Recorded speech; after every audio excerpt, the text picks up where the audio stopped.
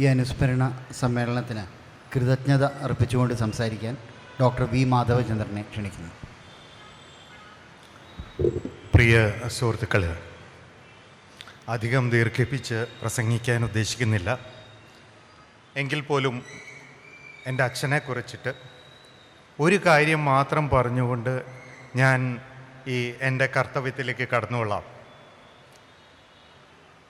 അച്ഛൻ ധനകാര്യമന്ത്രിയായിരുന്ന കാലഘട്ടം, ബഡ്ജറ്റ് തയ്യാറാക്കിക്കൊണ്ടിരിക്കുന്ന തിരക്ക് മാത്രമല്ല, ടെൻഷനും തിരക്കും ഉറക്കില്ല.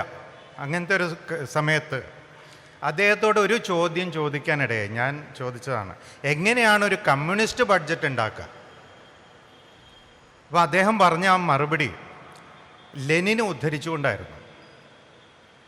ഈ സമൂഹത്തിലെ ഏറ്റവും കീഴേത്തട്ടിലുള്ള ആൾക്ക് ഗുണകരമായതെന്തോ അതൊരു കമ്മ്യൂണിസ്റ്റ് ബഡ്ജറ്റിലുണ്ടായിരിക്കണം.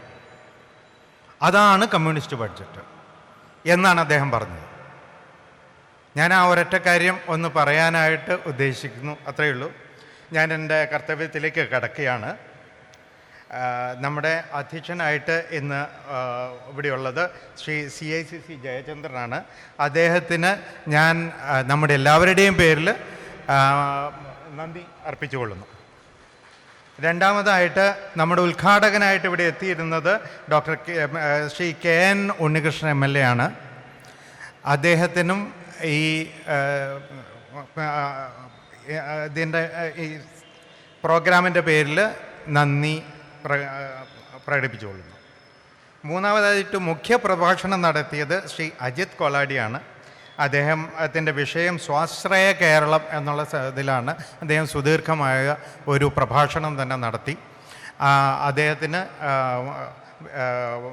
നമ്മുടെ എല്ലാവരുടെയും പേരിൽ നന്ദി പ്രകാശിപ്പിച്ചു. അനുസ്മരണ പ്രഭാഷണങ്ങൾ നടത്തിയത് ശ്രീ MB ബെന്നിയാണ്. അദ്ദേഹത്തിന് നമ്മളുടെ എല്ലാവരുടെയും പേരിൽ നന്ദി പ്രകാശിപ്പിച്ചുകൊള്ളുന്നു. ശ്രീ NM പിയേഴ്സൺ, അദ്ദേഹം സുദീർഘമായൊരു പ്രസംഗം ചെയ്തു. അദ്ദേഹത്തിനും നമ്മളുടെ എല്ലാവരുടെയും പേരിലും എൻ്റെ സ്വന്തം പേരിലും നന്ദി പ്രകാശിപ്പിച്ചുകൊള്ളുന്നു. പിന്നെ ഉള്ളത് അമ്മിണി ചേച്ചിയാണ്, ശാരദാ മോഹൻ. നമുക്കെല്ലാവർക്കും അറിയാവുന്ന ശാരദാ മോഹൻ, ഞങ്ങളുടെ പ്രിയപ്പെട്ട അമ്മിണി ചേച്ചിക്കും നമ്മളുടെ എല്ലാവരുടെയും പേരിൽ നന്ദി പ്രകാശിപ്പിച്ചുകൊള്ളുന്നു. ഇനി ഇവിടെ സ്വാഗതം ആശംസിച്ച എൻ്റെ ചേട്ടനാണ് അജിത് നാരായണൻ. അദ്ദേഹത്തിന് ഔപചാരികതയുടെ പേരിൽ നന്ദി പ്രകാശിപ്പിച്ചുകൊള്ളുന്നു. പിന്നെ നമ്മുടെ ആങ്കറായിട്ട് വന്നത് നമ്മുടെ അഡ്വക്കേറ്റ് ബിജോയ് ചന്ദ്രനാണ്. അദ്ദേഹത്തിനും സാങ്കേതികമായിട്ട് നന്ദി പ്രകാശിപ്പിച്ചുകൊള്ളുന്നു. അതിൻ്റെ ആവശ്യമില്ലെന്ന് എനിക്കറിയാം. ഇനി ഇവിടെ കൂടിയിരിക്കുന്ന എല്ലാവർക്കും നന്ദി പ്രകാശിപ്പിച്ചുകൊണ്ട് നിർത്തുന്നു. നന്ദി, നമസ്കാരം.